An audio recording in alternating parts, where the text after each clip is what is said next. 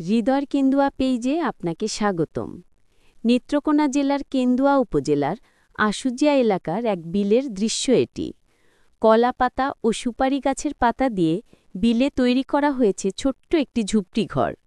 সেই ঝুপড়ি ঘরের ভেতরে অবস্থান করছেন কয়েকজন শিকারী। বিলের মাঝখানে বাঁশের কাঠিতে বেঁধে রাখা হয়েছে কয়েকটি পালিত বক।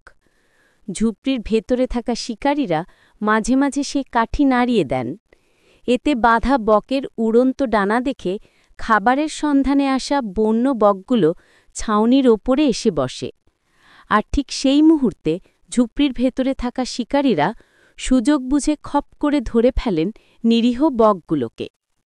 অথচ বন্যপ্রাণী সংরক্ষণ আইন ২০১২ অনুযায়ী যে কোনো বন্য পাখির শিকার করলে ১ বছর পর্যন্ত কারাদণ্ড অথবা সর্বোচ্চ ৫০,০০০ টাকা জরিমানা কিংবা উভয় দণ্ডের বিধান রয়েছে। একই অপরাধ পুনরায় ঘটলে দণ্ড আরও বেড়ে সর্বোচ্চ ৩ বছর পর্যন্ত কারাদণ্ড বা ২ লাখ টাকা জরিমানার বিধান রয়েছে। প্রকৃতির ভারসাম্য রক্ষায় এসব বন্য পাখি গুরুত্বপূর্ণ ভূমিকা রাখে। তাই বন্যপ্রাণী রক্ষায় সবাইকে সচেতন হওয়ার আহ্বান জানাই।